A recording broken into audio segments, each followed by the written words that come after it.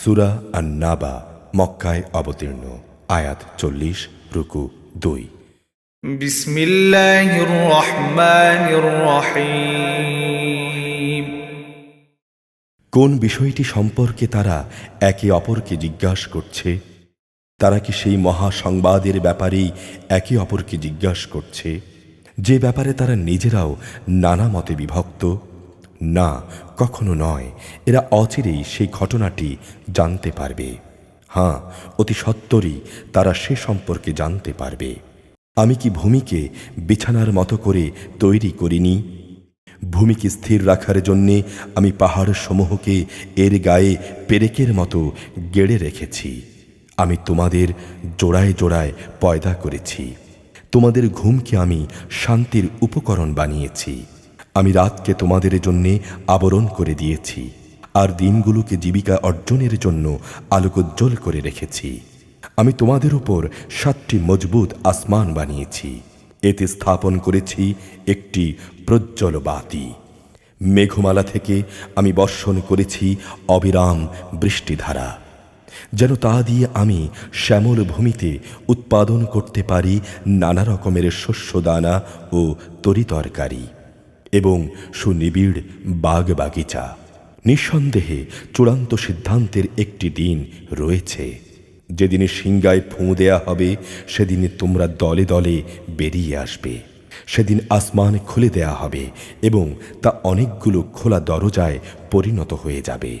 পর্বতগুলোকে সরিয়ে দেয়া হবে, অতঃপর তা মরীচিকার মতো হয়ে যাবে। নিশ্চয়ই জাহান্নাম হচ্ছে ফাঁদ, বিদ্রোহীদের জন্যে নিকৃষ্টতম আবাসস্থল।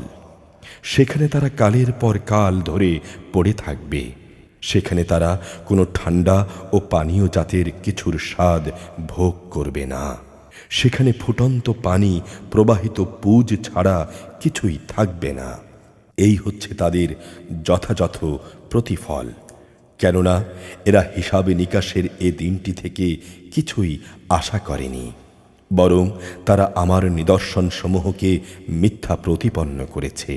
অথচ আমি তাদের যাবতীয় কর্মকাণ্ডের রেকর্ড সংরক্ষণ করে রেখেছি। অতএব তোমরা আযাব উপভোগ করতে থাকো। আজ আমি তোমাদের জন্যে শাস্তির মাত্রা ছাড়া আর কিছুই বৃদ্ধি করব না। অপরদিকে আল্লাহ ভীরু লোকদের জন্য রয়েছে পরম সাফল্য, সুসজ্জিত বাগ বাগিচা ও আঙুর ফলের সমারোহ। আরও রয়েছে পূর্ণ যৌবনময় সমবয়সী সুন্দর তরুণ তরুণী এবং উপচে পড়া পান পাত্র। এখানে তারা কোনো বাজে কথা ও মিথ্যা শুনতে পাবে না। এটা হচ্ছে তোমার মালিকের পক্ষ থেকে তাদের যথাযথ পুরস্কার।